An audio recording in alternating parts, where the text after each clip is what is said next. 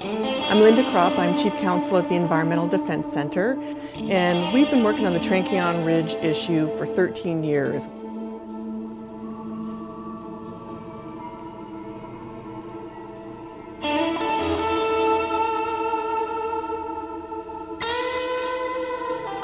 What this is really about is ending oil offshore California and helping us transition to a renewable energy future. We've been living with oil platforms off the Santa Barbara County coast for 40 years, and we've had a lot of impacts. We've had the 1969 oil spill. What we have learned is that these operations don't go away. The platforms don't go away. There are no end dates in their leases. We had an opportunity that came up a few years ago to actually get rid of some of these drilling operations, to actually shut down 4 oil platforms offshore California that are located within Santa Barbara County. What our deal does is it shuts down 4 platforms that comprise the biggest threat for new federal leasing offshore California. 3 of those platforms will be shut down in 9 years. 1 platform will be shut down in 14 years. All of the onshore processing plants will be removed. The lands will be conveyed to the public for conservation and education purposes. All greenhouse gas emissions will be mitigated. About 1,000 acres of onshore oil wells will be shut down as well. So we are going to basically clean up the California coast, get rid of oil, help us transition into renewable energy such as wind and wave and solar.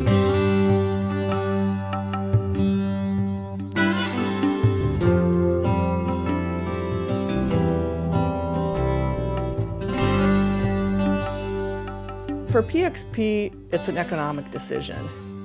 For them, it's worth shutting down all of these operations if they can slant drill a little bit further into the Tranquillon Ridge field.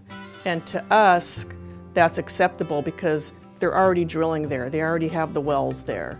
And so to us, the impact of them extending those wells compared to the benefit of shutting down all these platforms was a no-brainer.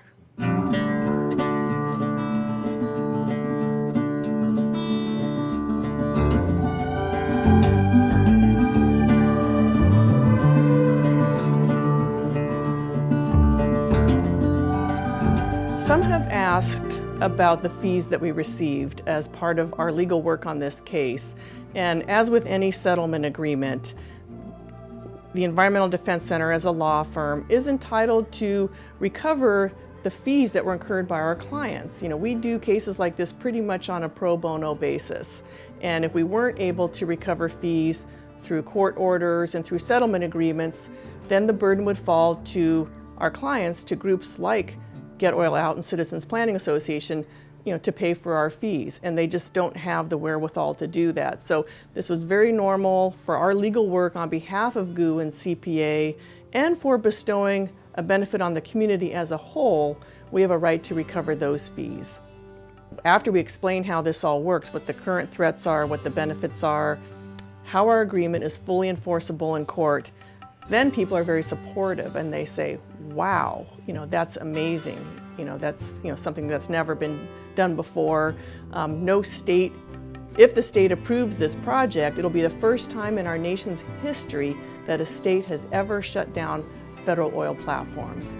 So when we have an opportunity to explain this to people, yes, it's never been done before, but the benefits will be remarkable. Then people are very supportive, and I'm very excited about the prospect of finally seeing us get rid of oil, bring in renewables. I mean, that's what this is all about. This is about transitioning from fossil fuels to renewables. And the same part of the coast is being looked at for wave and wind energy projects, and that's very exciting. So we want to help make that transition happen earlier rather than later.